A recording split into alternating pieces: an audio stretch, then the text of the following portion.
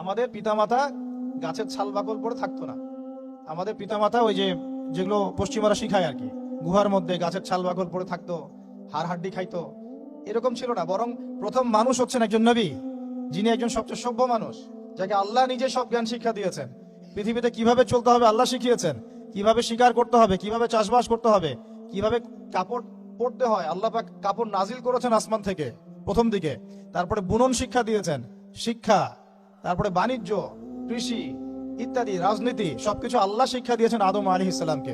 এই জন্যই তিনি ছিলেন আল্লাহ পাকের খলিফা। এখন কথা হচ্ছে, এর পরের আয়াতে আল্লাহ পাক বলছেন যে ইকরা বিসমি রাব্বিকাল্লাযী খালাক খালাকাল ইনসানা মিন আলাক। দেখো, মানুষ এমনি এমনি অটোমেটিক্যালি সৃষ্টি হয়নি। মানুষকে আল্লাহ পাক আলাক থেকে সৃষ্টি করেছেন। যে আল্লাহ তোমাকে সৃষ্টি করেছেন সেই আল্লাহর দিকে যে জ্ঞান তোমাকে নিয়ে যাবে, ওই জ্ঞান তুমি চর্চা করো, ওই জ্ঞান তুমি পড়ো। তারপরে ইকরা ও রব্বুকাল আকরাম, পড়ো, কারণ তোমার রব মহিমান্বিত। তিনি তো লা তুযাহুবুল মানাত নন, তিনি মহাপরাক্রমশালী আল্লাহ সুবহানাল্লাহ, যিনি আলিমুল গায়বি ওয়া শাহাদা, যিনি আগেরও জ্ঞান জানেন, পিছনেরও জ্ঞান জানেন, যিনি এই মহাবিশ্ব সৃষ্টি করার আগেই সব জ্ঞান লিপিবদ্ধ করে ফেলেছেন লাউহে মাহফুজে। তিনি জানেন এক্স্যাক্টলি কোন দিনে কিয়ামত হবে। তিনি মহাবিশ্বের প্রত্যেকটা প্রাণীর তাকদীর সম্পর্কে জানেন। আমাদের জ্ঞান কতটুকু আমরা জানি না আগামীকাল কি ঘটবে আমাদের সাথে। সেই ক্ষুদ্র জ্ঞান নিয়ে আমরা মহাপরাক্রমশালী আল্লাহ পাকের জ্ঞানকে টক্কর দিচ্ছি এখন আর কি। সিচুয়েশনটা এখন এমন। আল্লাযী আল্লামা বিল কলম, শুধু তাই নয়, যে আল্লাহ মানুষকে কলম দিয়ে জ্ঞান শিক্ষা দিয়েছেন। এখানে পড়ার সাথে লেখার একটা ঘনিষ্ঠ সম্পর্ক আছে। কারণ আমি হাদিস রিসার্চ করতে গিয়ে পেয়েছি যে আল্লাহ রাব্বুল আলামিন কলম সৃষ্টি করেছিলেন 50,000 বছর আগে। সর্বপ্রথম যে সৃষ্টিগুলো আল্লাহ পাকের, তার মধ্যে আরশে আজিম, তারপরে কলম, লাউহে মাহফুজ। কলম সৃষ্টি করে আল্লাহ বলেছেন, কলমকে বলেছেন তুমি লিখো। কলম কথা বলেছিল যে মাযা আকতুব, আমি কি লিখবো। আল্লাহ পাক বলেছেন উকতুব, তুমি লিখো, কিয়ামত পর্যন্ত যা হবে সব লিখো। কলম লেখা শুরু করেছে, কিয়ামত পর্যন্ত যা হবে সব লেখা হয়ে গেছে। এটা ডান, কুদি আল আমর। এমনকি মেরাজের রাতে নবী সাল্লাল্লাহু আলাইহি ওয়াসাল্লাম যখন সপ্তম আসমানের উপরে গিয়ে এখান থেকে তিনি যখন সিদরাতুল মুনতাহা পার হয়ে যাচ্ছেন, তখন কলমের সেই যে লিখার খসখস শব্দ তিনি শুনতে পাচ্ছিলেন।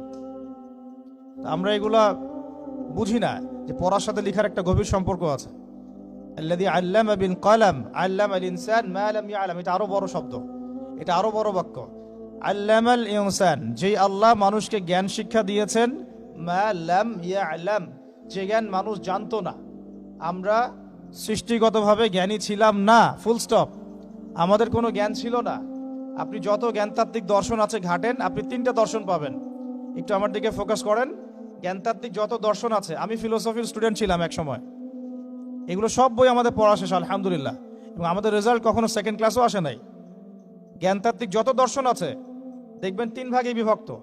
পৃথিবীর বড় বড় যত দার্শনিক আছে, অমুসলিম দার্শনিক আর কি, পশ্চিমা, চাইনিজ, রাশিয়ান ইত্যাদি ইত্যাদি, তাদের দর্শন হচ্ছে জ্ঞান আসছে বুদ্ধি থেকে। তাদের ধারণা জ্ঞান আসছে বুদ্ধি থেকে। আবার এর বাইরে আরেক শ্রেণীর আছে দার্শনিক, তারা বলে জ্ঞান আসছে অভিজ্ঞতা থেকে। বুদ্ধি থেকে যারা আসছে ওদেরকে বলা হয় বুদ্ধিবাদী দার্শনিক, অভিজ্ঞতাবাদী যারা, ওদেরকে বলে অভিজ্ঞতাবাদী ফিলোসফার। আবার এক শ্রেণীর দার্শনিক আছে যারা আবার দুটাকে সমন্বয় করেছে, তারা বলছে না, বুদ্ধি থেকেও আসছে, অভিজ্ঞতা থেকেও আসছে। এরা কোনো কনক্লুশন আসতে পারে না যে নলেজ আসলে কি। এখানে আমরা কনক্লুশন পাচ্ছি যে আল্লাহ রাব্বুল আলামিন বলেছেন জ্ঞান আমার পক্ষ থেকে আসছে, সুবহানাল্লাহ। জ্ঞান না বুদ্ধি থেকে আসছে, আর জ্ঞান না অভিজ্ঞতা থেকে আসছে, আর না সমন্বয় কোনো মতবাদ থেকে আসছে। বরং আল্লাহ বলছেন আল্লামাল ইনসান মা লাম ইয়ালাম, আমি আল্লাহ মানুষকে সেই জ্ঞান শিক্ষা দিয়েছি যে জ্ঞান মানুষ আদৌ জানতো না। সুবহানাল্লাহ। এর দলিল কোথায় আছে? সূরা বাকারা খোলেন, প্রথম দিকে পাবেন আপনি। আল্লাহ পাক বলছেন যে ওয়াল্লামা আদামাল আসমাআ কুল্লাহা, পড়লেই দেখতে পারবেন। আল্লাহ পাক ফেরেশতাদেরকে ডাকলেন, ডেকে বললেন যে আমি আদমকে সৃষ্টি করতে চাই, খলিফা সৃষ্টি করতে চাই, তোমাদের কি মত? ফেরেশতারা বললেন যে আতাজআলু ফিহা মান ইউফসিদু ফিহা, আপনি কি এমন কাউকে সৃষ্টি করতে চান যে পৃথিবীতে গিয়ে ফিতনা ফাসাদ সৃষ্টি করবে, ও রক্তপাত ঘটাবে, ও ইয়াসফিকুদ দিমা।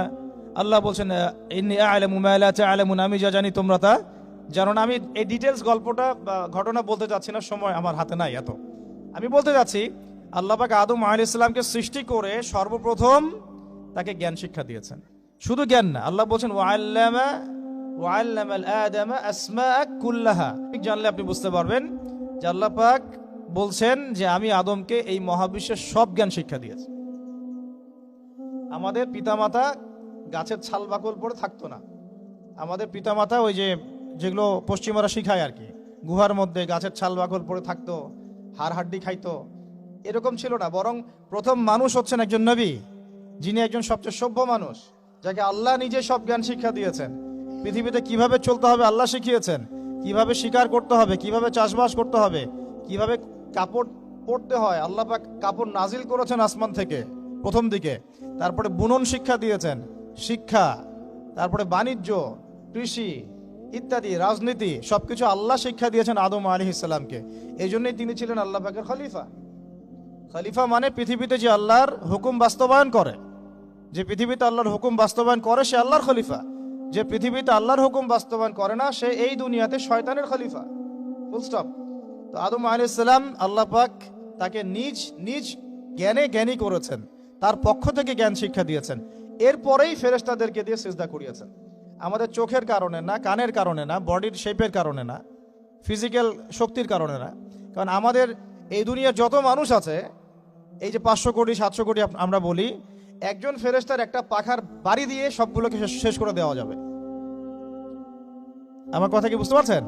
আল্লাহ পাকের এত শক্তিশালী মালায়েকা আছে, এত শক্তিশালীও আছে, যারা এই পৃথিবীর একটা অঞ্চলকে শুধু পাখা দিয়ে উঠিয়েছিলেন।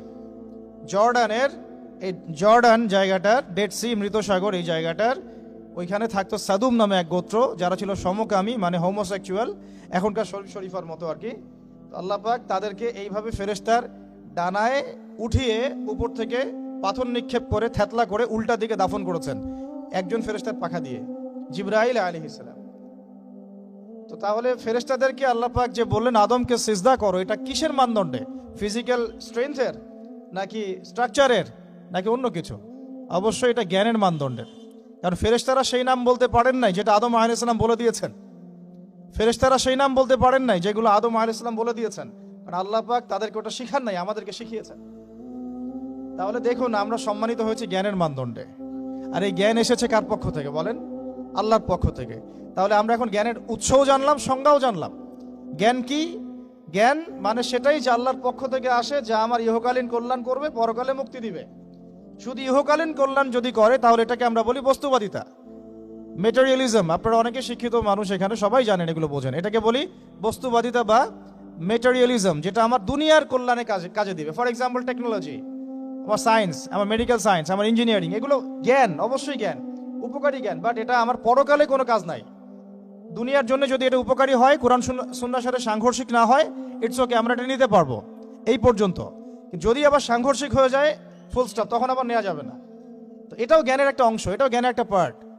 আর আরেকটা পার্ট হচ্ছে যেটা আমাকে হেয়ার আফটার, পরকালে আমাকে মুক্তি দিবে। এটা কিন্তু বস্তুবাদী জ্ঞান আমাকে দিতে পারবে না। এটা কোন জ্ঞান দিবে? আল্লাহর ওহী ভিত্তিক কোরআন এবং সুন্নাহর জ্ঞান। তাহলে জ্ঞানের ডেফিনেশন জানলাম, জ্ঞান কাকে বলে সেটাও জানলাম, কার পক্ষ থেকে আসছে সেটাও জানলাম। এখন শোনেন যে এই জ্ঞানটা প্রত্যেক নবী আম্বিয়া কেরাম চর্চা করেছেন। আদম আলাইহিস সালাম থেকে শুরু করে মুহাম্মদ সাল্লাল্লাহু আলাইহি ওয়াসাল্লাম পর্যন্ত।